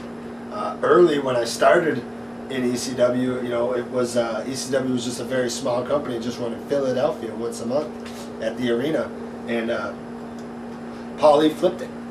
Paulie completely flipped the business, totally. I mean, if you look at the business in 1991 and you look at it in 1994, it had a major change, and the person responsible for that change was Paul E.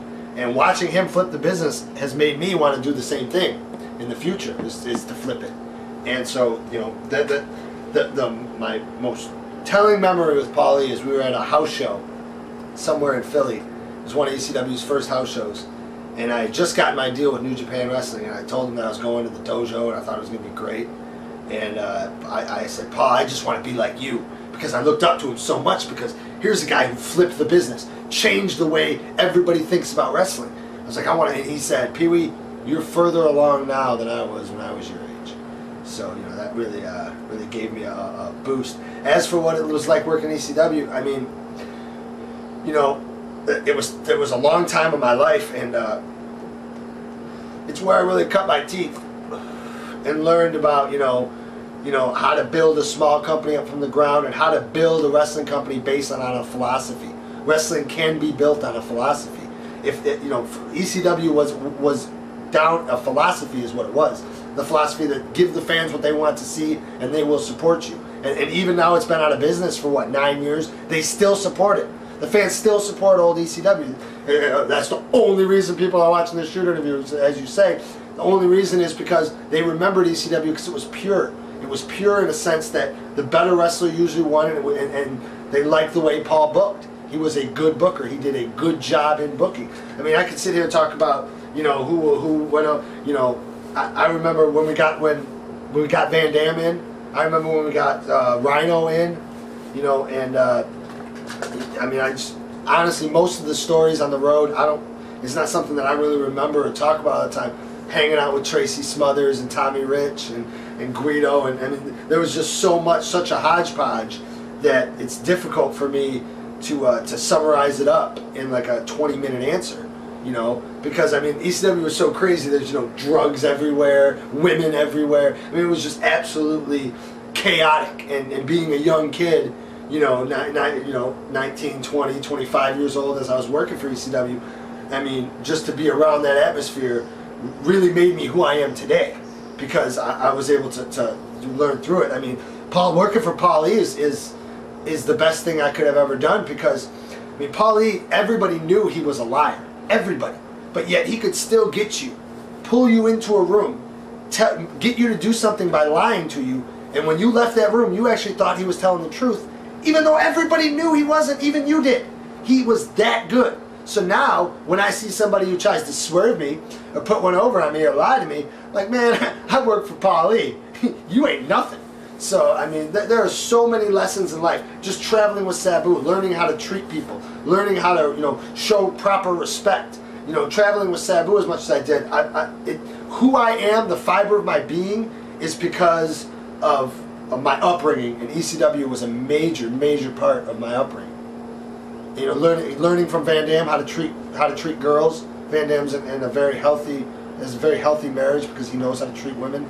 You know, I learned that. There's just so much that it'd be very difficult for me to go. It'd probably take 8 hours. I mean, I could sit here and recollect forever about ECW. You know, there's just so much. I mean, you'd have to get into more details to ask me more detailed questions, because I mean, it's just a hodgepodge. There's just so much there. Why was ECW so different? Like, what made them different? What made them a big change to the business? What made them a big change to the business was the typical, here's your good guys, baby faces, and here's your bad guys, the heels, and the way that they would run their show. Everybody had to have a feud. The way Vince had, is similar to what Vince is doing now. The way Vince had control over the business. WCW was starting to do the same thing, give everybody gimmicks, put them in stupid little feuds, where, you know, and they were all following the same game plan, the same blueprint, and it started to die off. Fans weren't really watching anymore. ECW was raw. It was hardcore. It was what was real. It was like two guys getting in the ring and going at it, and that's it.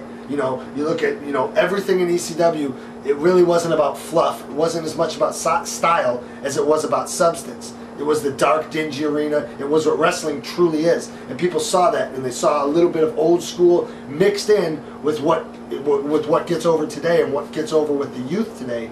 And you know, ECW, without question, Paul E is the main man responsible for changing the business. He flipped it, and and then everybody else followed. What made it different is the fact that Vince McMahon and Bischoff copied him. Because had they not copied him, then ECW, ECW would have ended up being the most over. What changes the business is when they have to copy you, or else they will lose their fan base. And that's what ECW did. Is it stimulated the fans. It said, look, fans, this is what you want. And then Vince said, okay, well, if that's what they want, I guess I have to give it to them. Because he wasn't giving it to them before ECW. So what makes ECW is giving the fans what they want to see and not trying to force them into some fucking bullshit that they really don't want to see because it's the only option. So, so are you saying that you think that ECW made it where it did because it hit at the right time, or it was just their theory of giving it to the fans? Yeah, why don't you hit this a couple times? I don't do that. I don't. Okay, hold this for me then. All right. Hold that for me. I think ECW, as for coming in at the right time, yes. If ECW would have came around in 1984 when Vince was hot, it wouldn't have worked. The only way you can flip the business is the fans have to be very upset with what is happening to the business, similar to today. You look at today, TNA runs a show, the fans are chanting, fire Russo. Vince runs a show, the people are chanting, change the channel.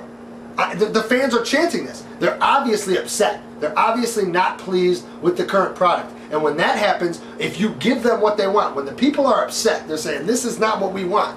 When you give them what they do want, they become energized. And then they sell your product to everybody else. Because they're like, you gotta see this shit. This is what we want. And that is what ECW did. It gave the people what they really wanted, which was hardcore wrestling, which was even they defined what the divas are today.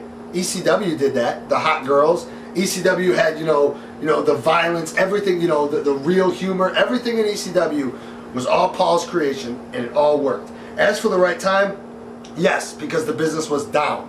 And the only time you can flip it, the only time you can change it, is when the business is down. So in that case, it was at the right time. But it was more to do with the problems that Vince McMahon and WCW were having connecting with their fan base than it was about Paulie or Sabu or any of us. It was more about them not doing their job than us doing our job. Well, here, give the fans here watching a little bit of perspective on how ECW was like the Animal House of wrestling, how it was a party scene all the time. It certainly was.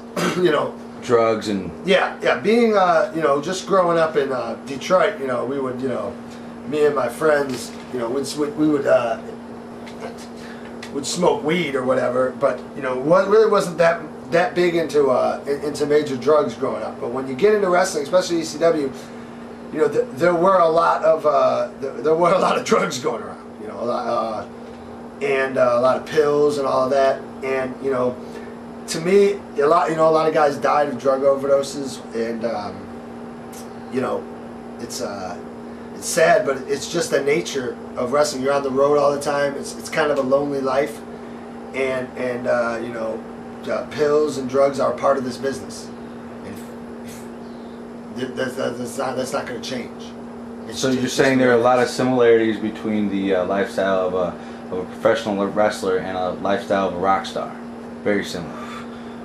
When it comes to drugs, yes. I mean, even other things. You look at a rock star. I mean, you have options as a rock star. You can either do what people tell you to do, which is basically them scripting you, saying like Lil Wayne, here's your character, go out and play that character and do what the fuck we say, and then you have to go out and do that. Or you could be like, no, I'm going to do my own thing, and I'm going to exert my personality and my energy. And wrestling is the same way, because you can either do what they tell you to do and be a stupid gimmick and sit on the shelf, or you can be yourself and allow yourself to be in this business and give your life to the business, where you have real personality. So yeah, I mean, in that sense. As for the drugs and that, I don't know. I've never partied with rock stars. All I know is a lot of wrestlers, take pills for the pain, and maybe smoke weed or drink alcohol, and they like to party. But I mean, that's pretty much like everybody else. And there's groupies around. So the drugs, rumor has it the drugs got a hold on you. Drugs? I've done drugs before. Yeah. I mean, when you mean other than what I'm doing right now, the weed? Right. Well, yeah, when I was you have a history of drug addiction. History? No, I wouldn't really call it a history. I would say in my past I did experiment with drugs in a sense like this. When you grow up in this business, you think that the business is good and the world we live in is a good world.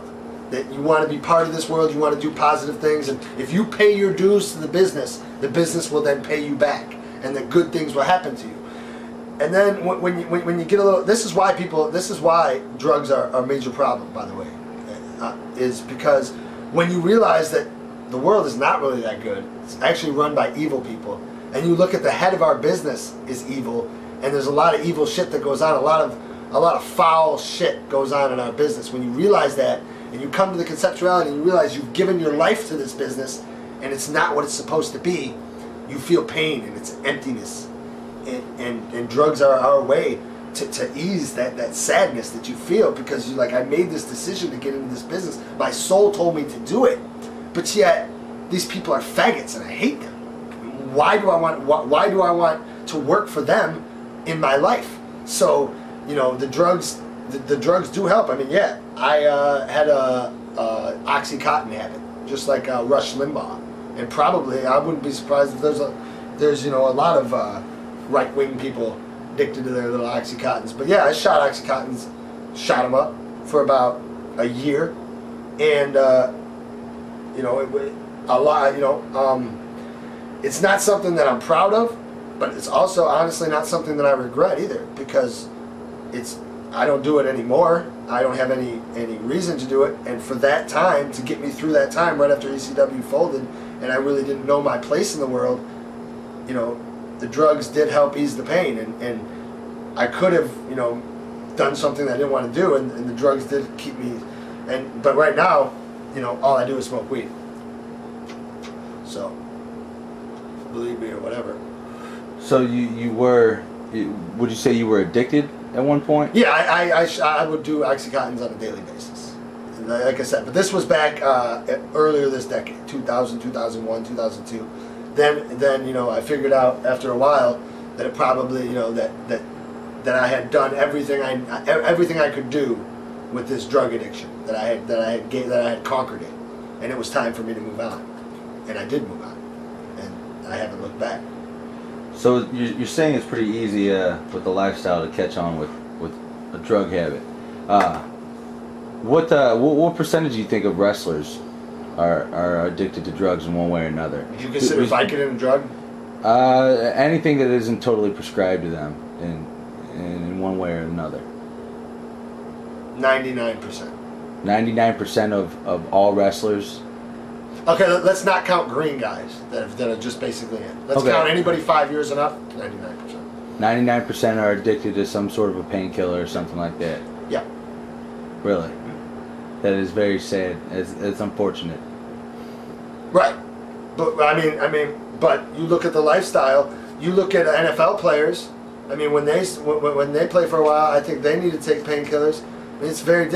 Addicted in a sense that it affects their life and the way they think. Probably not, but addicted in a sense to where they take them on a somewhat regular basis. Yeah, and there's nothing wrong with that. I mean, there really isn't. It's not that bad of a thing. I don't see it as that much of a negative. Like I said, it's not something that I regret, in a sense that there's a reason that they're there.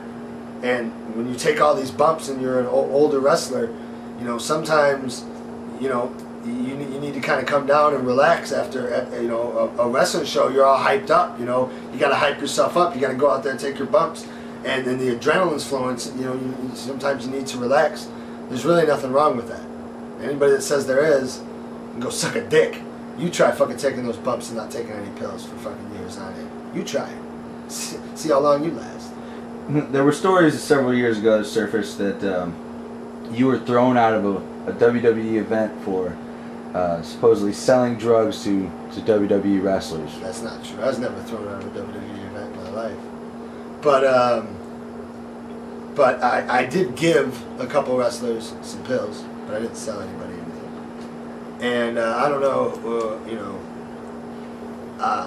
do I regret it now? Yeah, I wish I would have given them to him at the hotel, not at the building. But at the time, at the time, I thought that WWE. I was just coming to the realization that WWE was a bad company, not a good company to work for, not the place I wanted to be in life. And yet, I liked the boys. I had a lot of good friends, and that's what the boys really wanted out of me.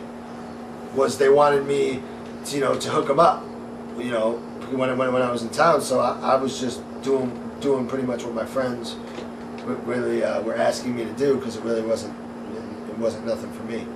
I don't do that anymore because, like I said, I don't fuck with it because I don't have to. I have moved on. I am now trying to conquer bigger things. And no, but I was never kicked out of a WWE event. I think they're mad at me for it, but I think I've given y'all something to be a little more mad at me for than giving a couple of your wrestlers some pills back in 2001. So, since all this happened, since the ECW, since the supposedly selling drugs to the WWE wrestlers, what have you been doing since? What went on shortly after that? After ECW went out of business and all this? Yeah, after around like 2001. Yeah. Well, after I... Did you move to the St. Louis area? Well, yeah. First, I went to Calgary and worked for Stampede Wrestling. That's where I met Teddy Hart. And when I met Teddy Hart, I knew he was the future of wrestling. And I knew that it was going to take about 5 to 10 years before that future to set in. So I knew I had to do something. So I was doing the drugs, and when I came off the drugs, I said, I got to now do something else. There's something else that I'm going to have to do that's going to occupy my time, because it's not going to be wrestling. Wrestling is still 10 years away from where my concepts come in and start to be the norm. So I thought, what can I do? And I always liked strippers. I always liked going to strip clubs. They smell so good. They got the little sexy little get-ups on. And they do the little hot little poses. And I've always just been down with it. So I was always like, man, I want to work at a strip club. And St. Louis has the best strip clubs. If you know anything about St. Louis, by far the best strip club companies to work for. The company I work for right now, great company. So I went to St. Louis to work for the strip clubs, because they're not really that much mob ran owned. It's not like blatantly you're working for the mob like in other cities. It's a little more subtle. And I moved to St. Louis. I've been working at the strip clubs now for about 4 years, and I like, because A, it's a job. B, I don't travel all the time. C, I don't have to put up with the hectic bullshit of wrestling. And D, I don't have to fuck around with these fucking ugly, toothless fucking rats that fuck all the boys. That fucking fuck wrestlers and suck dick and then expect respect. Bitch, you get no respect. You're a fucking rat. I don't care if they call you a valet. You're a fucking rat. And I don't want nothing to do with you. Okay? You understand that? So don't come to me at the fucking show with your fucking stupid little giggle like I'm fucking interested. I got nothing for you. Nothing. Zero. Not a nip. That's why I work at a strip club. If I want to hook up with girls, I'll hook up with the girls that I work with. They're nice, they're cool, and they don't know nothing about wrestling, and they ain't fucked fucking 12 wrestlers apiece. So any other promotion besides Stampede? Didn't you work for... I worked for XPW. I still worked independents up back home in Detroit whenever I go back there. I worked a little bit in St. Louis. St. Louis wrestling I wasn't really that impressed with, to be honest. They're independent scene. A lot of the promoters are very egotistical, very racist, and they don't have what's good for the business at heart. Now that I've come back, now that I'm in St. Louis, I've been able to kind of build some guys up from the ground up that believe in my philosophy, like similar to the people in Detroit. But when I got here, I didn't really like working very many local St. Louis shows, because the people were just so backwards. They were just so living in the past that I felt it was a lost cause. But now I see actual potential in St. Louis wrestling, where before I didn't.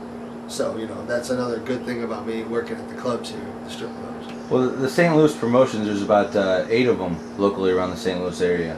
I mean, they've produced such stars as like Delirious, Matt Sydal, Daisy Hayes, Mischief, worldwide competitors. There's stars. There's Delirious and Matt Sydal. There's no. I would say they're marketing. solid wrestlers. I would not say Matt Sydal. Stars. I mean, are people on WWE. I would say Sydal and Delirious are just good wrestlers. And if you want to be completely honest, they didn't get that good in St. Louis. They got good when they left St. Louis. And if they hadn't left St. Louis, that's what got them good, was leaving St. Louis. That's why St. Louis sucks. Because you can't get good here, because there's no way to get good. Because everybody here, is, again, egotistical, racist. only care about making $50 rather than building up strong, young, good wrestlers. They just have the wrong mentality. But the St. Louis scene has been such a history-rich area. Yes, absolutely. Wrestling at the Chase. Absolutely. You look at, you have to connect to that history, though.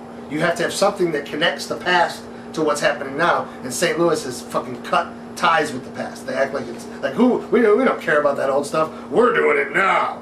I don't want to talk much more about St. Louis wrestling other than they've got a ways to go, and I'm putting my work in. I'm actually working for a few local promotions here in St. Louis, and I'm trying to make things better. So, what kind of impact did you have on the Detroit wrestling scene? I would say mainly, again, when I just talked about the disconnect between the history, there is not a disconnect in Detroit. Everybody knows this is Sheik's town. This is the Sheik's territory in Detroit. Everybody knows that. So the Sheik built it. It's not my impact, it's the Sheik's impact. I am just spreading what he built. And again, Sabu was a major player in this, because Sabu, trained me. Sabu is the guy. Every Detroit wrestler that wrestles knows about Sabu.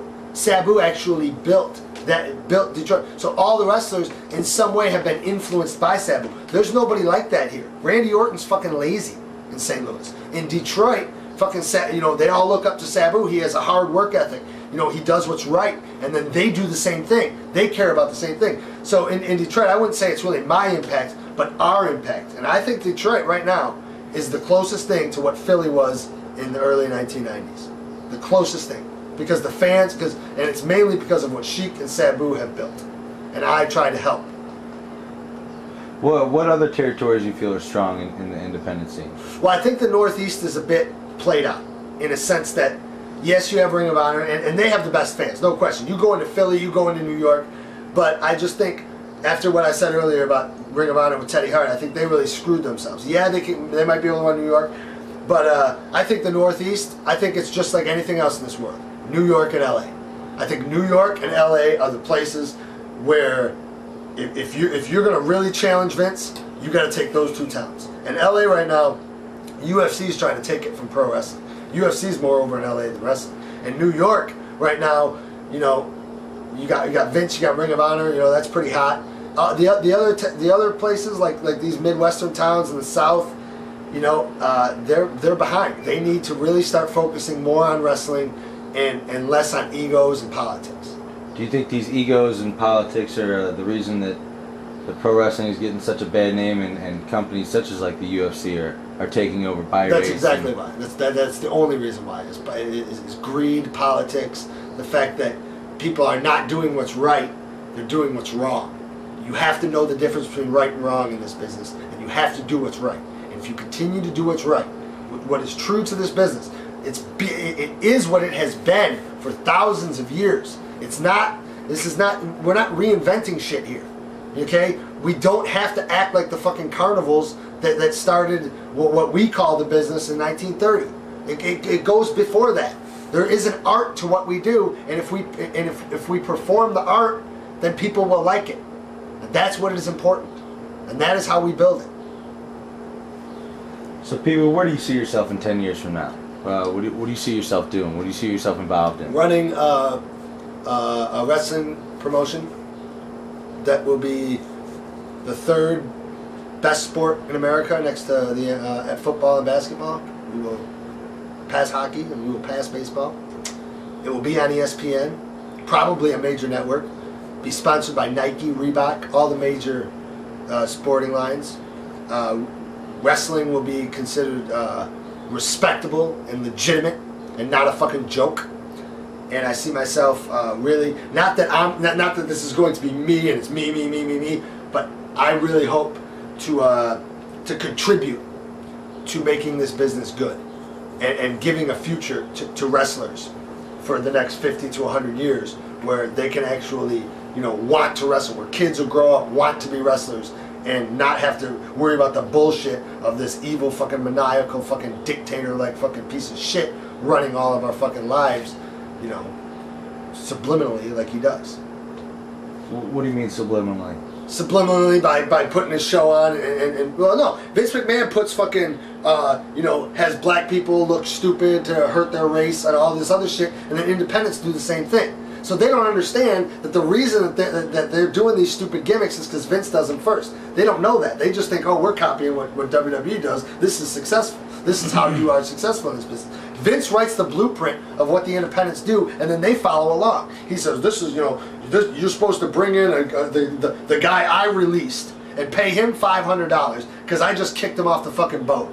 You're supposed to fly him into your town, pay him $750. He's going to be lazy as fuck. He don't even want to be there. And you're supposed to pay him more money than you pay all the other wrestlers combined, because that's what Vince McMahon defines as being a successful independent. And you dumbass motherfuckers go right out and do that shit just like he wants you to. Rather than build it up from the ground and create your own stars, you fly in some schmuck that he just released, that he just kicked off the fucking boat, and you fucking fly him in and treat him like a star and treat him better than all the other wrestlers combined. You are contributing to the problem.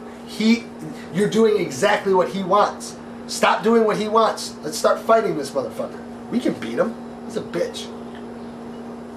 So, do you ever see yourself working for WWE and Vince McMahon? Vince McMahon, no. WWE, when Vince McMahon dies and Shane McMahon takes over, I guess to quote Teddy Hart, when I meet your children, I will greet them with a smile. And when Vince McMahon leaves and there's Shane McMahon takes over or whatever, I will give him a chance if he wants to do what's good for wrestling, and of course I'd want to work. Anybody that has the true good heart of wrestling, I will work for, and I will work my ass off and do whatever I can to help him. If you do not have what is good for this business in your heart, then I've got nothing for you. I will not help you, and I hope you fail. Well, in this corporate structured society, don't you think with the growing popularity of a new concept would cause certain agendas to be pushed? Like isn't the corporate agenda still going to be pushed through a product if it's very popular? Like you mean like if I were to turn wrestling into a sport, you're saying, well, the NFL still has the corporate agenda in mind. Right. The NBA still has the corporate agenda in mind. But I think that they allow more freedom of expression with their athletes, and they allow a lot more. Vince is a lot more of a dictator. Am I saying, ultimately, I certainly do not like the corporate structure, and I do not like white corporate America, and I wish death upon them. I truly do. I hate them. But having said that, you have to work within the system if you want to work in this country. Yes, I'd love to work in another country. I'd love to go to Venezuela and create a wrestling show. I'd love to go to Lebanon and create a wrestling show, a national wrestling company for those countries. But right now, I'm an American and I speak English, so I kind of have to be here. So my work is here. And, I don't have a problem with working somewhat in the corporate system, but I'm not going to let the corporate system control me. And as for their agenda can sit at the fucking door. You can make money off, you can do whatever you want, but I'm not going to support an agenda of somebody who I do not believe in. No. So let's get on to some of your major influences in wrestling. Let me hear a little tidbit about Paul Heyman. How was he an influence to you? Paul Heyman was a guy that I would look at. Paul Heyman and Ricky Choshu were the two bookers that I look at most, because I also book wrestling, and those are the guys that I looked up to, as in the way that they would put the show together, the way that they would treat the boys, the way they would talk to the boys. And Paulie was great. Like I said before, he could get anybody to do anything. He was so passionate about his product that passion resonated in front of everybody. Everybody fed off his energy, and the lessons I've learned. If it wasn't for Paul, I would not be the person I am today. And not that I owe everything to Paul. I owe a lot more to Sabu. I owe a lot to the Sheik. I owe a lot to like I said, Ricky Choshu, Tiger, Tori. Shit, I owe a lot to Teddy Hart. He's younger than me, because he has definitely influenced me. But the most is Sabu and Van Dam, for sure. Paulie, again, I looked up to him. He was the boss. I liked the way he ran the company. Towards the end, he got in some financial problems, but those financial problems had nothing to do with his booking. Because even when ECW was about to go under, the fans weren't the fans had turned against it, the fans were even more supportive. I mean, you look at TNA now, the fans are chanting "Fire Vince Russo." The fans hate the product, yet they're still in business. And ECW, the fans love the product, and yet we had to go out of business. It's just kind of weird. That's why I'm saying Vince is controlling this shit. There's no way something that the fans loved with their heart and soul would go out of business, and something that the fans fucking hate with their heart and soul would stay in business. Yet ECW wasn't about what WWE is trying to promote, and TNA is exactly a replica of what WWE tries to promote. That's what I'm saying. So what exactly made Heyman different? What gave him the insight to have control of everybody that worked with him? I think he watched wrestling and he said, "Wait a minute, this is not what the people want." You can feel it when you're in that ring. I can feel it. You can feel the people are not happy. This is not what they want. And then you're like, okay, well, what do they want? And you go and you talk to them. And you say, as you're talking to them, you realize what they want. And then that's your passion, to give them what they want. That's what Paul E did. That's all he did. Is he knew his fan base and he gave them what they wanted. And they loved him for it. And that's why they supported him. That's it. That's all it takes. But the thing is when you give... Vince can't give the people what he wants, because what they want is not what he wants. He's trying to control them, not let them dictate to him what is and is not over. And Paul E let the fans pick. If the fans liked you, you got to push. If the fans didn't like you, get the fuck out of here. It's that simple. Paul E did not let politics get in the way. He let the fans pretty much decide how the company was going to run, and that was his greatest ability. And I hope every booker uses that same philosophy. But most of them are selfish. Paul E was not selfish. Paul E was not greedy. Don't listen to what these people say about Paul. We're talking about he owes you $500 fucking dollars. Fuck you. You wouldn't be able to make fucking $500 if it wasn't for Paul. And now you're bitching about him owing you $700 on a check. Suck my fucking dick. You suck. Alright? You would be nothing if it wasn't for Paul. You wouldn't even be able to fucking leave New Jersey if it wasn't for Paul. And you're bitching about fucking him not paying you something. Fuck you. He made you. I mean, Paul E was, if it wasn't for Paul E, wrestling would be in a much worse state right now. Much worse state. I mean, it might not even be around right now. And I seriously doubt that if somebody, and I'm not even saying, if somebody does not come up with a new concept in the next 10 years, wrestling will not be around in 25 years. Believe that. That is the truth. So explain a little bit more. How powerful was his influence, Paul's? How powerful was he when he spoke to you? Well, to making you believe. In ECW, his words were, his influence was extremely powerful because it was his show. He knew every character on the show. He knew exactly what he wanted. He was very meticulous, which you have to be. If it's your product and your show, you have to know everything about what you want on that show. I mean, even if he's editing the TV show and he sees a fan in the third row not paying attention, he's going to be like, cut that. Got to get it out. I'd be like, man, that's going to take 40 minutes of work to cut that out. I don't care. I don't want a fan looking around like he's stupid. You look at WWE every week on Raw, look at their fans. You're just like, they're not even watching the fucking match. And Paulie was that meticulous, and everybody respected him. If you work and you give your life, Paulie gave 16 hours a day to ECW. You have to respect that man. And his influence is great in ECW. They'll try to discount what his influence was in WCW and WWE during those times, but his influence was huge there too. Paulie changed wrestling, as in the way wrestling was produced, the way wrestling is seen by people, and the way people run shows. Every independent wrestling company today steals something from what Paul did in 1991. Every single one. Whether it's using the chair, you say, oh, they used the chair before, but they didn't use it like they did in ECW. The way Paulie would set up his angles, everybody does now. It's like the run and shoot. It's like a flea flicker playing football, where one team does it and it works, and then every team does it the next year, and then it kind of stops working. That's the way it was. Paul E came up with all these new concepts, and then everybody did the same angles that Paul E did, and now they're tired and stale. Just because they're tired and stale now doesn't mean that Paul's philosophy was flawed. It just means they've been beating this shit into the ground for too long. So they were all under Paul's guidance. Absolutely. Absolutely. That was as his well they crew. should have been. It was his creation. He created ECW. Granted, you need Sabu, you need Taz, you need Rob Van Dam, you needed those pillars, but it was Paul E that knew how to get them over, and they all trusted in Paul. It was in Paul we trust. That was what ECW was all about. Because if you didn't trust Paul, it wasn't going to work. The ECW would have never worked without Paul. You had to have that creative guy knowing exactly what the people want and being able to give them what they wanted. And then the fans trusted him. The boys trusted him. Therefore, he's an icon. And he will be remembered in history. Paul E. will be remembered. History will look greater, will look fond on Paul E. a lot more fondly than history will look on Vince McMahon. And that's a guarantee.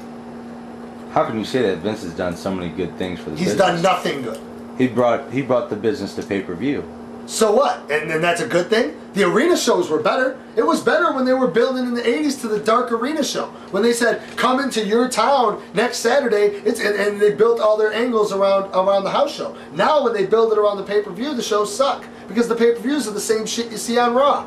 And that's what they built on. You got it. Armageddon coming. Oh my God, King. It's gonna be Armageddon. That shit's so fucking tired and lame and stale. Are you kidding me? Back when they did arena shows, at least they built up to something. You would go to the arena at the end of the month and you would see the actual show for what they were building up for. Now they build up for a pay-per-view so they can build up to a next pay-per-view so they can build up to WrestleMania. I mean, that's not good. How is that good for the business? Exactly. You hear what they say. The pay-per-view this month, it's way better than the month before. They just keep getting better. They keep getting better. The pay-per-views, they're getting stronger. It's the best pay-per-view that they put out ever this month. Really? You think that, huh? That's what they tell us. Let's get back to some of your major influences in wrestling. Another guy that influenced you a lot, Sabu. Absolutely. Sabu trained me, taught me everything about the business. When I was young, I was like a sponge. And I would just ask Sabu questions, and he would just fill me with knowledge. Sabu's the most competitive wrestler. My ideas for running a season in wrestling, and my ideas are all based on Sabu. Sabu is the prototypical wrestler. Just like Boba Fett was they made all the stormtroopers after Boba for Jango Fett or whatever. The same thing. I want every wrestler in the future to have a little bit of Sabu in them. Sabu, I hope to be transcend wrestling in a certain way to where all wrestlers want to be like, and I do feel that way. I do feel in a way that Sabu has influenced wrestling, even young wrestlers. When I see like Paul London, I see even a little bit of Sabu in him, with the way that they're aggressive. Sabu has done so much for this business, and he will be rewarded for that. He taught me everything I know, everything. I mean, and he's guided me to where I am today. And I hope I am successful in this business so I can repay the favor and make sure that Sabu continues to be able to continue to do good things for this business forever. What exactly has he taught you? I mean, what is the major he taught thing me, you take how not to have a cookie cutter match, how not to have the same match that everybody else has, how you could be diverse, how wrestling is supposed to look like a sport, how the key is, the art of wrestling is having the fans actually make it to where they say, that could be real, it's possible. If you watch WWE, shit can't be real. Shooting a guy off the ropes 30 seconds into a match, they don't know what the hell they're doing. And Vince doesn't care because he doesn't want good wrestling. But a guy like Sabu knows how to wrestle. He knows how to build up to it. He knows everything about wrestling. And he learned it from the Sheik. So I basically got his knowledge, which came from the Sheik. So basically, all that old school knowledge, and Sabu just constantly, never once, it didn't matter where it was. If I had a question about wrestling, Sabu was there to answer it. And he'd get, if I had more questions, that's why I'm saying I have a lot of knowledge conceptually about what wrestling is. And Sabu is the reason that I've been able to get that knowledge. Because like when I was in Japan, when I worked for New Japan Wrestling, Sabu was the one, because I was like, man, it's a sport here. It's in the newspaper. Wrestling's in the newspaper every day. They treat it like a sport. And Sabu was like, yes, this is the way it's supposed to be. This is why. This is why it's not like this in America. This is why it is like this. And I was able to learn. And most of my ideas when it comes to the season comes from what I learned in New Japan. And what I learned in New Japan was because of Sabu. So you're speaking about the New Japan dojo. Yes. You trained over there. Yes. What year? 1995. And I think the beginning of 96. And what are some of the skills that you picked up over there? Well, first of all, I learned how to wrestle. I learned how to work out. I never really worked out until they forced me to work out at the dojo. And when they forced me to work out at the dojo, now I work out all the time. So I learned a lot of lessons. Hard work. I learned how if you treat wrestling like a sport, the fans will treat it like a sport. If the boys treat it like a fucking legitimate sport, the fans will. The fans copy what the wrestlers do. I learned that that there can be competitive wrestling. I saw it actually happen. I sat there and watched it. They play the national anthem before title matches. Everything is respected. The title is defended once every 30 days. Not every town you go to. It's actually respected like a legitimate sport. And when you see that, you live it for a year. And you're like, man, if something like this was in America, it'd be huge. And this is in 1995. We're 12 years past that point right now, and the fans still want something. A New Japan style pro wrestling show in America would have worked in 95. Now we're 12 years past that. The business, everybody hates it. It would still, not only would it still work today, it would blow WWE out of the water. The way that Choshu booked that, and the way that New Japan was athletes first, storyline second. There's not. I mean, I really thank God that I was able to train at the New Japan Dojo, because it really was. It made me, again. It helped make me the person that I am today, and I loved it over there. I loved the company. I didn't really like Japan as a country when I'm 19 years old. It was kind of a culture shock, but the lessons I learned and the actual wrestling I was able to watch how it was done. It is the blueprint base of all of my ideas, all of them. So I heard a story about you and the Nasty Boys. Yeah, the Nasty Boys. When I went to Japan, they beat the fuck out of me and shaved my head, shaved my eyebrows, knocked me out, punched me in the head. I guess it was an initiation. I think they were kind of pissed because I was with ECW, and they could see this new ECW generation rising, and they knew that it was the future, and they knew that they were the past.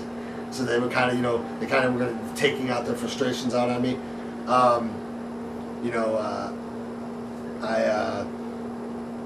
There's no doubt about it. They beat the shit out of me. And again, I wouldn't say I'm tougher for it today, but maybe a little bit. But right now when I see them, we're cool. But I mean, whatever. It's just, apparently, they've done it. They've done it to everybody. I'm not the only one they got, even though they got me good. But yeah, I mean, there's not really much. Does this kind of stuff happen often? Apparently with them, they've done it to a lot of people. Yeah, but as for hazing in general, I haven't seen so much of it lately. I think it was a lot worse back in the day. Maybe it's just because I'm kind of a veteran now, and I'm not really green anymore. I think they do haze green guys. I don't mind hazing if it I would never think that it'd be okay to beat the hell out of some 19-year-old referee just for no reason when you're 350 pounds and he's 120 pounds. I don't think that's cool. But I do think that little childish dribs or whatever. Like I think Chris Benoit glued my zipper shut on my bag, and it was just like a joke thing. Just like that type of initiation, I understand. But getting the shit beat out of you, I don't know about that. You have any interesting interesting stories about ribs? No, but yeah, there was when I first was getting into the business, there was this fat piece of shit called the lumberjack Jake LeDuc, and this guy, one time, he just would always talk about how big he was and how great he was, and one time he would always eat all the food in the gym when I was training at Al Snow's gym. So we put X-Lax in a pie and cut out a piece of the pie. And he ate all the rest of the pie. And then we hid all the toilet paper. So he had to use coffee filters to wipe his ass. And then he ran a show in his hometown. And he's telling us that there's going to be 5,000 people here. Everybody's going to be there. So we get to the show in his hometown. And he's supposed to win the Battle Royal. And there's like 7 people there. 7 people. And all of them are his friends. So he thinks these guys are going to do a Battle Royal. And he's going to win it in front of his 7 friends. And that's all that's at the show. So right when he got in the ring, they threw his ass right out of the Battle Royal. He was like, he didn't even get in there for a second. They did that to Rocket Rebel and ECW too. As for major ribs, not really offhand. Again, I don't rib anybody. It's not something. I ribbed Lumberjack Jake LeDuc. I remember the rib on Rocket Rebel back in ECW. You know, like I said, zip the bag shut. I had that happen to me. Put super glue on the zipper. Anything that went too far? Too far? Yeah, getting the sheet beat out of you by an nasty boy. Yeah, that's too far. That's not much of a rib. That's more of a initiation now. Well, they called it a rib. So getting back to one of your last major influences, the Sheik. Tell me a little bit about the Sheik. When I first met the Sheik, I was 19 years old, and he was wrestling Abdullah the Butcher on a show in Detroit, local independent show from Malcolm Monroe. And I was supposed to ref that match. They kept telling me, Sheik's going to cut you. He's going to get you.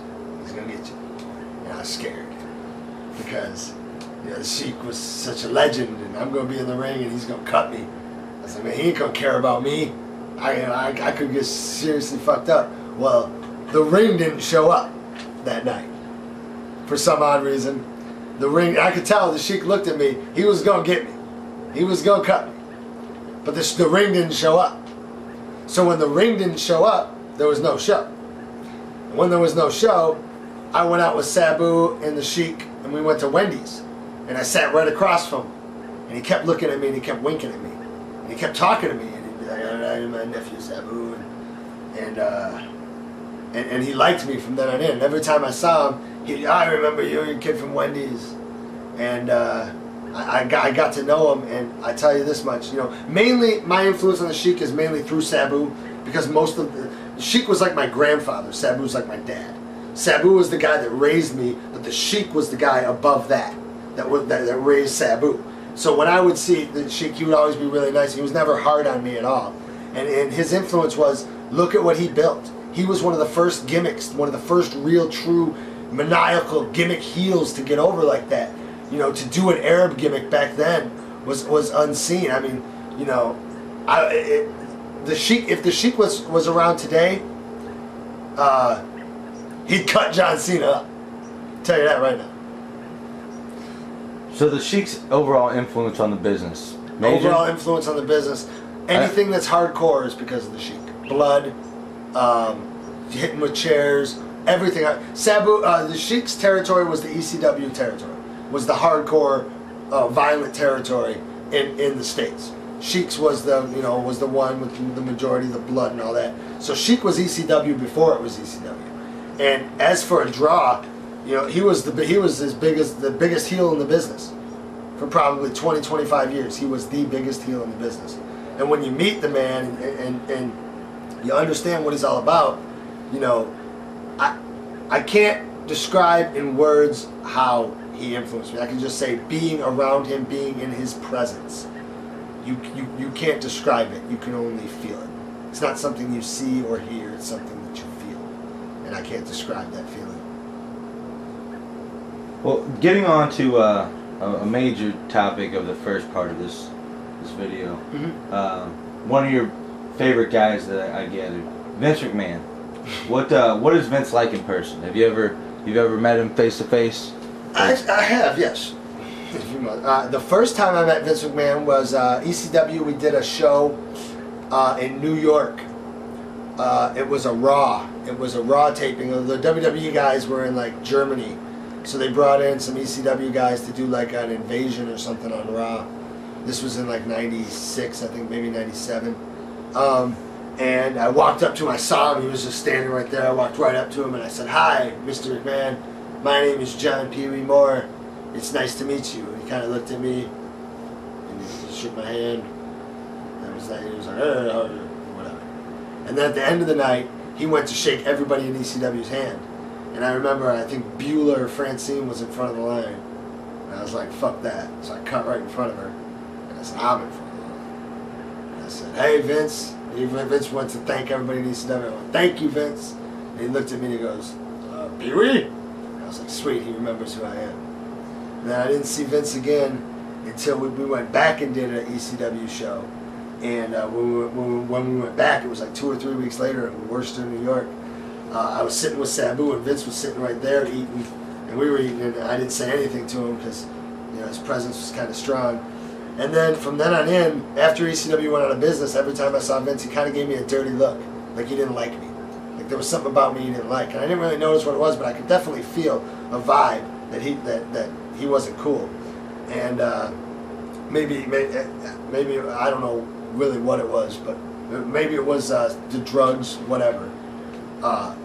There was definitely a time that it wasn't cool. Then the last time I saw Vince was in Pittsburgh, Pennsylvania, and I went there. I drove Sabu to Raw when he went there in Pittsburgh, and I wanted to leave. I wanted to get out of there. I knew that I had already seen JBL spew his venom on Fox News. I'd already seen Vince McMahon spew his spin on these news shows, so I knew that I didn't really like him. So I saw Vince. I went to WWE. I wanted to go home, but they said they'd give me a tryout the next day at SmackDown. So I was like, all right, I'll stay for the tryout. And then Vince was walking out of the catering room as I was walking in. We both had our heads down, and we both looked up and we made eye contact. And yes, Vince, you cowered. I did not cower. I stood my ground and you backed up. You were the one that showed fear, not me. And then at that point I said, I can beat this guy. And I've believed it since. That was the last time I saw him. So, you don't think that Vince is a shady guy? You Absolutely. Shady, yeah. He employs Pat Patterson, who is a pedophile. I guess you could say, well, if a 60-year-old man's having sex with an 18-year-old boy, that's not a pedophile. That's illegal. Okay, if you think that's legal and moral, then yeah, he's a good guy. If you think it's cool to allow 50-year-old men to control who gets on and who doesn't get on TV by who has sex with them, then yeah, he's a cool guy. Wrapping things up here, I gotta ask you, where did the nickname come from? Al Snow. Al Snow. The first match I ever refereed was in a prison. Al Snow was running shows in a prison. You know, he was getting paid to do a guaranteed show for like prisons that are on good behavior. So when I went to the prison, he was gonna call me Pee Wee as like I guess a joke, because since it was all men prison and I was this young little kid, they were like, ooh, fresh meat. So we're gonna call him Pee Wee Moore.